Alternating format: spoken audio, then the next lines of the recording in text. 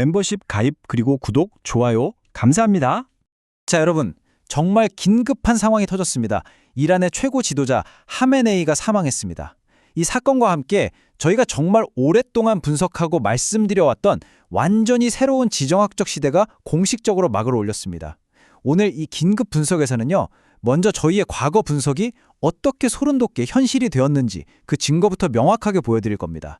그리고 이걸 바탕으로 왜 지금이 바로 국가의 시대가 끝나는 시점인지, 그리고 미국이 지금 전 세계에 깔고 있는 새로운 운영체제, 이른바 지구 OS라는 게 도대체 무엇인지 그 실체를 하나하나 파헤쳐 보겠습니다. 그리고 가장 중요한 부분이죠. 이 거대한 변화 속에서 여러분이 그냥 시스템의 부속품이 아니라 내 삶의 주인, 즉 주권자로서 살아남기 위해선 뭘 해야 하는지 아주 구체적인 생존법까지 전부 알려드리겠습니다. 그럼 바로 시작하겠습니다. 자, 본격적인 이야기에 들어가기 전에 저희가 왜 이런 분석을 자신 있게 말씀드릴 수 있는지부터 보여드려야겠죠. 이건 그냥 이렇게 될 것 같다는 식의 추측이 아닙니다. 이건 뭐랄까 이미 짜여진 판을 그 설계도를 읽어내는 것에 가깝습니다.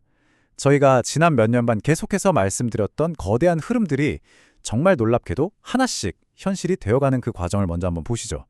이게 앞으로의 이야기를 이해하는 데 가장 중요한 열쇠가 될 겁니다. 이 타임라인 정말 집중해서 봐주십시오.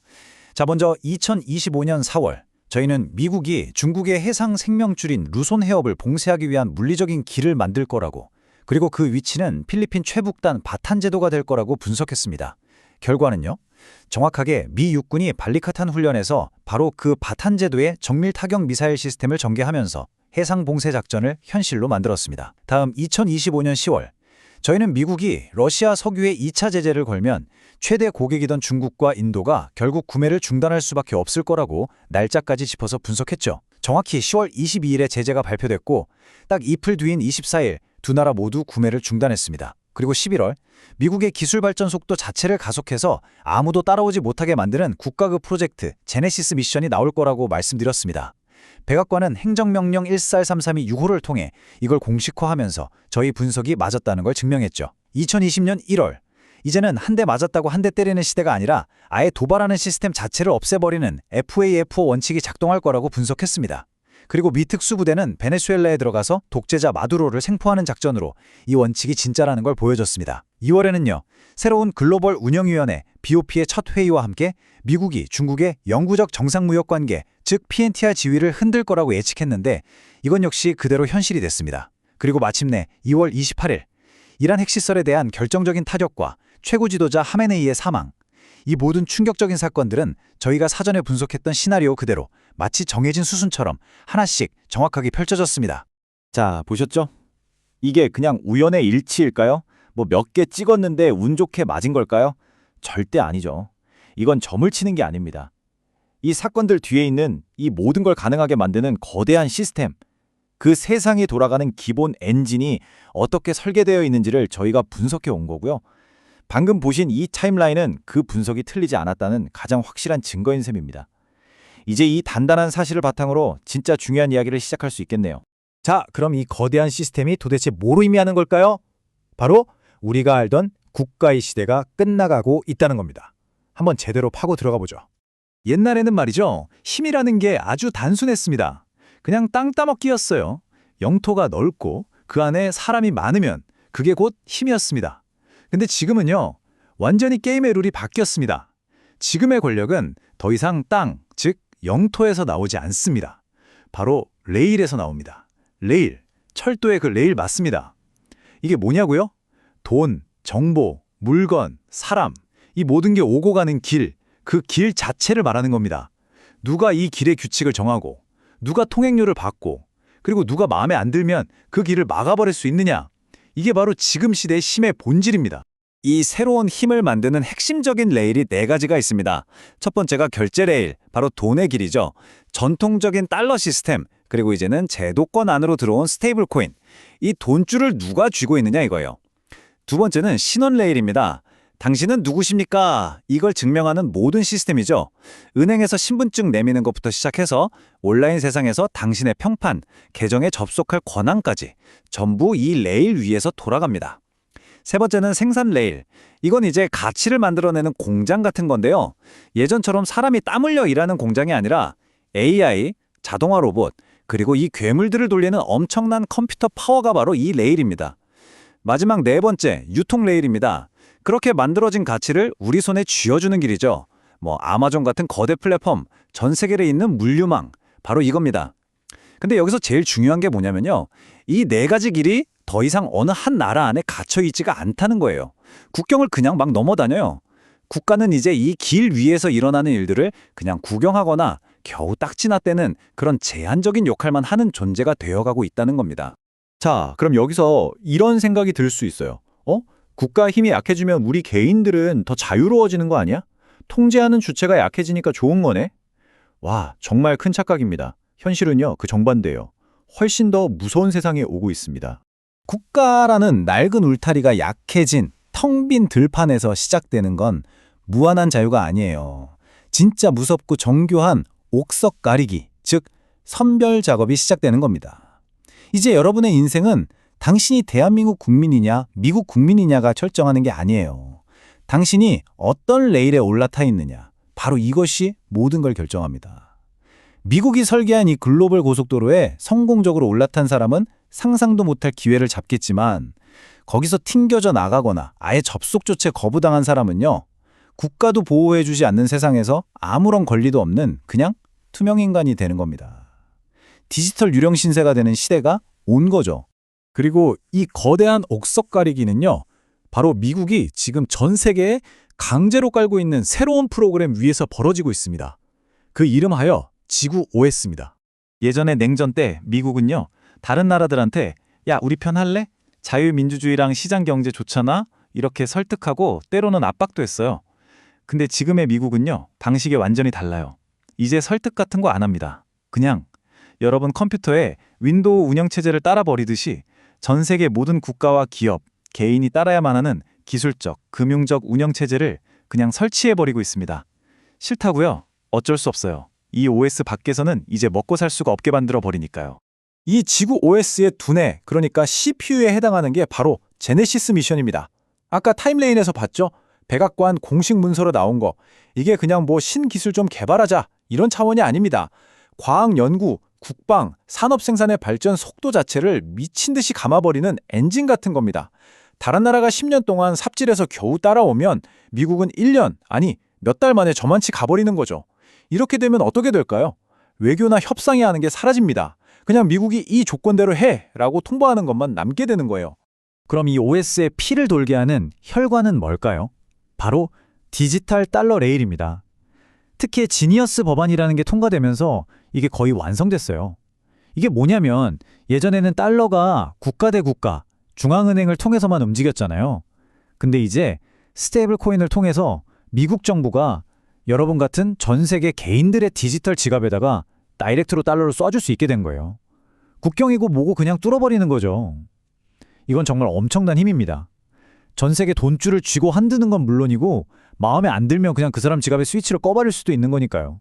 자, 이 OS의 근육은 바로 피지컬 AI, 쉽게 말해서 로봇입니다. 지난 수십 년간 중국이 왜 세계의 공장이었죠? 딱 하나, 인건비가 싸니까. 그거 하나였어요. 근데 테슬라 공장에서 일하는 옵티머스 로봇 같은 애들이 막 돌아다니면 어떻게 될까요? 인건비라는 변수 자체가 그냥 사라지는 거예요. 이제 공장은 인건비 싼 데 짓는 게 아니라 미국 입장에서 제일 안전하고 기술적으로 중요한 곳에 짓게 되는 거죠. 바로 이 순간 중국은 끝나는 겁니다. 세계의 공장이라는 타이틀은 이제 미국과 그 친구들이 다시 가져가는 거예요. 그리고 이 막강한 OS를 지키는 보안 시스템, 즉 방화벽. 이게 바로 그 무서운 FAF 원칙입니다. Fuck around and find out. 까불다가 어떻게 되는지 직접 한번 겪어봐라. 더 직설적으로 말하면 까불면 죽는다 이겁니다. 예전처럼 네가 한 대 때렸으니 나도 한 대 때릴게. 이런 비례 대응? 그런 시대는 이제 끝났습니다. 그냥 시스템에 덤비는 그 싹수 자체를 잘라버리는 거예요. 이번에 이란의 최고 지도자 하메네이가 죽은 거 이게 그냥 우연한 사건이 아닙니다. 이 FAF 원칙이 이제부터 이 세계의 새로운 규칙이라는 걸 전 세계에 피로 보여준 가장 강력한 신호탄입니다. 베네수엘라 마두로를 잡아간 거랑 같이 전 세계 불량 국가들과 독재자들한테 보내는 아주 명확하고 섬뜩한 경고장이죠. 자, 이렇게 새로운 지구 OS가 본격적으로 돌아가기 시작하니까 기존의 낡은 시스템들은 그냥 와르르 무너지고 있습니다. 중국? 시진핑의 오른팔이었던 군부 2인자까지 잘려나가면서 내부가 지금 말이 아니에요.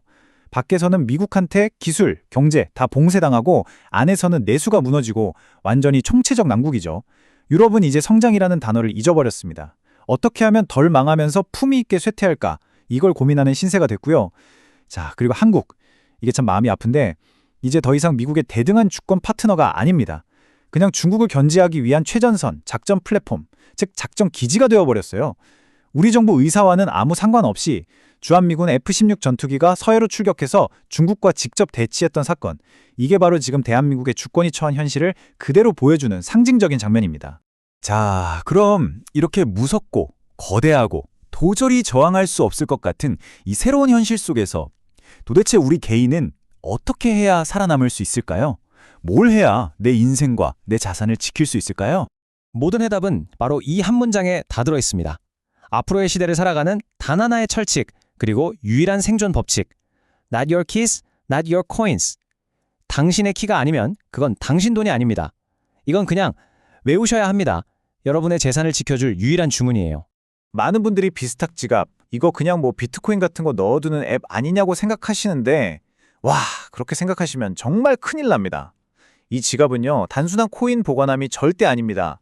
이것은 이 디지털 세상에서 이 자산은 온전히 내 겁니다 라고 법적으로 또 기술적으로 증명할 수 있는 유일한 도구입니다. 국가가 갑자기 모든 금융거래 중지라고 외치고 여러분이 쓰는 거래소가 지금부터 출금 안 됩니다 라고 문을 닫아버리는 비상사태가 왔을 때 당신의 자산을 지켜줄 유일한 비상탈출구입니다. 이게 바로 앞으로 당신의 경제적 생존을 보장할 개인 주권의 최소 단위, 즉 당신만의 작은 성인 겁니다.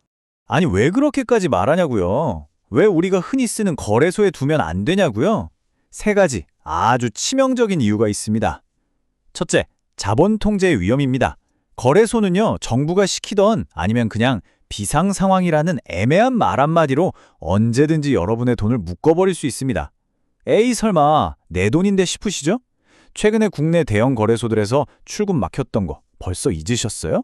이게 현실입니다. 둘째, 단일 장애점이라는 겁니다. 중앙 서버에 모든 걸 의존하니까 해킹이나 규제 같은 단 한 방에 모든 게 그냥 마비될 수 있습니다. 그리고 셋째, 이게 진짜 충격적인 사실인데 법적으로 따지면 거래소에 있는 돈은 여러분 돈이 아닐 수도 있습니다. 만약에 거래소가 망하면요, 그 돈은 빚쟁이들한테 먼저 돌아가요. 여러분은 그냥 빈손으로 쫓겨날 수도 있다는 겁니다. 이 새로운 시대에 여러분 앞에는 아주 명확한 두 갈래 길이 놓여 있습니다. 한쪽 길은 혐오를 연료로 사는 사람이 되는 길입니다. 인터넷 뉴스 보면서 세상의 변화에 분노하고 정치인들 욕하고 특정 집단을 미워하죠. 근데 그렇게 해서 바뀌는 게 있나요? 아무것도 없습니다. 그냥 내 시간, 내 감정만 소모될 뿐이에요. 낡은 시스템이 던져주는 분노라는 감정 상품을 소비하는 그냥 소비자로 남게 되는 거죠. 다른 한쪽 길은 지갑을 연료로 움직이는 사람이 되는 길입니다. 의미 없는 화풀이에 에너지를 쓰는 대신 내 주권이 담긴 비스탁 지갑 하나를 들고 새로운 길, 새로운 레일에 올라타서 진짜 기회를 잡고 불을 만들어내는 사람.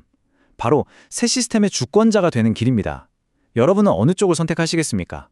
좋습니다. 그렇다면 어떻게 시스템의 무력한 소비자가 아니라 내 삶을 이끌어가는 능동적인 주권자가 될 수 있을까요? 지금부터 여러분을 위한 구체적이고 당장 실행할 수 있는 행동 계획을 제시하겠습니다. 다른 건 다 잊어도 이것 하나만은 꼭 기억하셔야 합니다. 우리가 지금 겪고 있는 4차 산업혁명이라는 이 거대한 변화의 물결은요, 정치 구호나 거리의 시위로 시작되지 않습니다. 정치인들이 만들어주는 것도 아니에요. 바로 당신의 지갑에서 당신이 당신의 자산에 대한 온전한 통제권, 즉 경제적 주권을 확보하는 바로 그 작은 행동에서부터 모든 혁명이 시작되는 겁니다. 주권자가 되기 위한 4단계 딱 정리해드립니다. 첫째, 지금 당장 혐오 소비를 멈추십시오. 뉴스와 커뮤니티를 뒤덮은 그 분노는 행동이 아니라 여러분의 귀중한 에너지와 시간을 갉아먹는 소모일 뿐입니다. 둘째, 오늘 즉시 당신의 비수탁 지갑을 준비하십시오. 이건 더 이상 선택의 문제가 아닙니다. 다가올 시대를 헤쳐나갈 당신의 경제적 생명선입니다. 셋째, 그 지갑을 통해 새로운 레일에 접속하십시오. 그냥 자산을 사서 묵혀두라는 게 아닙니다. 새로운 금융, 새로운 커뮤니티, 새로운 생산 생태계에 직접 참여함으로써 기회를 만들어내야 합니다. 그리고 마지막 넷째, 이 모든 과정을 통해 당신만의 주권을 구축하십시오. 내 자산은 내 키로 지키고 나는 내 선택으로 연결된 레일 위에서 움직인다는 원칙을 확보하는 것. 그것이 바로 새 시대의 주권자가 되는 유일한 길입니다. 오늘 분석의 결론이자 여러분 각자에게 드리는 마지막 질문입니다. 국가는 더 이상 당신을 온전히 지켜주지 못합니다. 낡은 시스템은 우리 눈앞에서 무너지고 있으며 새로운 질서는 이미 우리 삶을 덮치고 있습니다. 이 거대한 전환의 시대에 당신은 무엇을 당신의 생존 기반, 즉 당신의 레일로 삼으시겠습니까? 이 질문에 대한 답을 찾는 것이 바로 오늘부터 여러분이 시작해야 할 가장 중요하고 시급한 과제입니다.